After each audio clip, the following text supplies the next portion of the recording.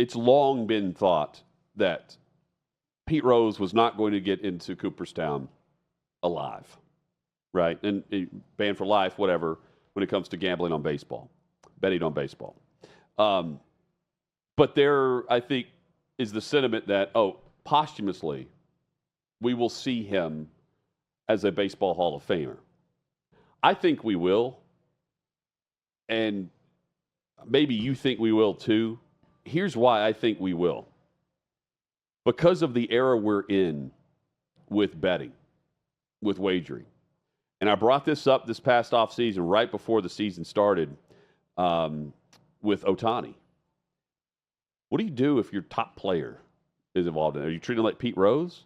In today's age where Calvin Ridley bet on the Falcons, missed a season, reinstated, plays a season with Jacksonville. Now he's one of the highest paid wide receivers in the NFL, compared to literally another pro sport going on right now in baseball where Ohtani's translators, really deep in it. And Ohtani was connected to it. I think that's why we see this new, not era, the new way of thinking on betting, on wagering. And in order to do that, you can't just ban a player for life moving forward. You can, but you don't have to if Pete Rose is in the Hall of Fame. You see what I'm saying? Yeah.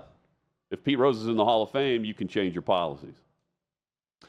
Yeah, So that's why I think they loosen the grip I on mostly that. agree with that, and I think that they will allow him in the Hall of Fame now that he's passed away. I got to be honest, I don't want them to, because I think it's kind of a BS way out of a situation that, we didn't give him the satisfaction while he was walking on earth, so now that he's passed away, we'll do it, and we'll appease all these fans who were up in arms that he wasn't in the Hall of Fame before, and he should have been in the Hall of Fame before. He's one of the greatest players of all time, and there are people who have done far worse things that are in the Hall of Fame. So I believe Pete Rose should have been in before. I also believe a big part of the legend of Pete Rose is not being in the Hall of Fame and being snubbed. I think he just adds to his legend. And now that he has passed away, I'm fine with them keeping it that way and keeping him out at this point. They wouldn't give it to him when he was alive. Screw him. Let's keep him out. That's a big part of his legend forever now. Pete Rose is the greatest player to not be in the Major League Baseball, the Cooperstown Baseball Hall of Fame. I think that's fine with me. And we talk about a complicated history and all this. Pete Rose, his last day on earth was spent about 25 miles from here at a card collectibles show at the Williamson County Ag Center in Franklin. And reading about this, Marin Angus, who once worked with us, wrote a story for Newsweek covering this, people that were there with him. This was a card collectible company that a year ago had a reunion of the 95 Braves at this event. This year, they wanted to bring back the Big Red Machine. So they had Pete Rose, Ken Griffey Sr., Tony Perez, among others, at this event. And the description of Pete Rose, who was in a wheelchair, but got up at one point to walk to his seat to sign autographs, and just how willing he was to talk baseball. That he loved the game, but more than that, he loved his fans. And the way he would talk to fans that he knew loved baseball, and how he would always give them time to talk about the game of baseball. I think it's a pretty cool way to spend your last day on earth. He flies back to Las Vegas and died shortly after that. But pretty cool that in his last day, he was there with baseball fans, talking about the game that he loved, and being celebrated in that way is pretty neat. Yeah, and here's the other truth to it, also getting paid to be there, right? Yeah. And I've also heard this, and I don't disagree with it. He's wealthier because he's not allowed to be a part of the game. By the people behind the curtain. He's not in the Baseball Hall of Fame. So he actually was more in the public light than what he would have been. But despite all that, I'm with you. I get it's a cheap way out of what was, to me, at some point, a much easier decision. That in the moment, I get where baseball's coming down on it, right? But as generationally, you look at how things change and adapt, baseball's got to change and adapt to where we are now with gambling.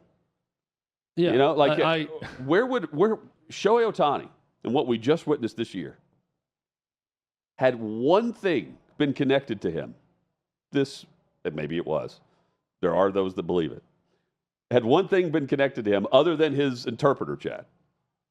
Is he banned for life, or are they trying to figure out a way to, come to terms with the fact that it's not the 70s and 80s and 90s anymore? Yeah, if you're going to stand by this, the one unforgivable sin is betting on the game, and he can never be forgiven for that, never be allowed in the Hall. Then just stick with it. That's fine. I think Pete Rose ultimately kind of came to grips with that. I think he profited from it too, certainly, with all of his signings and everything he did around that. That's fine. So, and that's books. Then just let that's a big part of the legacy. Whether Pete Rose or his family or anyone wanted that to be a part of the legacy in the beginning, they didn't. Right. But in the end, Pete Rose not being allowed in the Hall of Fame is the biggest footnote in Pete Rose's career. It's not, and I think it just adds to the legend and the lore of Charlie Hustle. One of our favorite guests over the years of Chad and I doing a show for over a decade. We've had him on a couple of times, and most recently he came on with OutKick and OutKick 360, and he joined us to talk about hitting and strike zones and the Hall of Fame. Pete Rose, legendary baseball player, on with us. And Pete, we should be saying Hall of Famer Pete Rose. If I took a camera from our show and just walked down the street and asked the random people in the street, should Pete Rose be in the Hall of Fame, 9 out of 10 are going to tell us yes. I would bet on that. Do you think you'll live to see that day, Pete? And do you care at this point?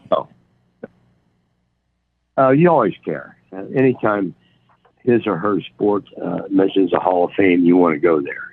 Okay, but I'm not going to get on your show. You guys sound like intelligent guys and complain about not being in the Hall of Fame. I'm the one that screwed up. Okay, but I've been suspended 30 years now for betting on my team to win. And I was wrong. Don't get me wrong. I was wrong. But I can't change what happened. And I'm the same guy that gave all my guts to the game of baseball. I think you guys will agree. Yes. I busted my ass 8 days a week because I always played for the fans. I understood the value of the fans. What the hell is the sense of going to play a baseball game if you got 5,000 people at the game and you got 40,000 empty seats? Hey, you look up and say, wow, it's a great day to paint the seats. Seats are for asses. Seats are for asses. That's why every game in Major League Baseball should sell out every game. I don't care how big the market is, because there's no markets in baseball that are too small to sell 40,000 tickets 81 times a year. I don't think. But you have to sell a product. You have to give them a product. You have to give them a reason why they come to the game. They don't come to the game to watch you lose. That's why I hate for teams to get off to a start right now, because it's going to ruin them for the year. You get off to a 5-15 or 4-18 start, people are going to say, I got somewhere else to spend my sports dollar. You can ruin yourself in April. I mean, that's what you got to look out for. That's what I'm concerned about the Reds right now. They're 3-12. They're already 5 or 6 games behind. That's hard to make up. And it's the player's fault.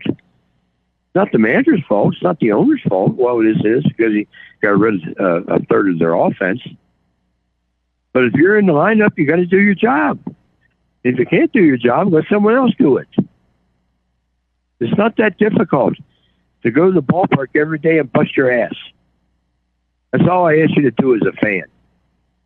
Get your uniform on, go out there for 2.5 hours, bust your ass, come back the next day, do the same thing. If you win, you win. If you lose, you lose. Come back the next day. That's the philosophy you got to have. If you lose 5 in a row, you can't bury your head and cry all the way home, because you're going to have losing streaks. You're going to have winning streaks. You're going to have slumps. You're going to have hitting streaks. You're going to have all those things. That's the name of the game, baseball. I had 7 20-game hit streaks. and won 44 game hit streak. You know, I had months where I hit 400. And I had months where I hit 200. Unfortunately, the 200 months were only one a year or something like that. Listen, we play the only sport in the world where you fail 7 out of 10 times, you go to the Hall of Fame. Think about that. What other sport can you fail 7 out of 10 times and go to the Hall of Fame? Michael Jordan couldn't shoot 3 out of 10. LeBron James can. Brett Favre couldn't complete 3 out of 10. That's the nature of the game of baseball. So you're going to have failure. Baseball is a game of failure. It's what you do with those 3 hits. Do you get them with a man on third and 2 outs? Okay? That's what you have to do. You got to look for guys that thrive in clutch situations. There's a lot of players playing today that do. And there's obviously a lot of players playing today that don't. And you just hope the team you root for don't have a lot of those teams on his or her team.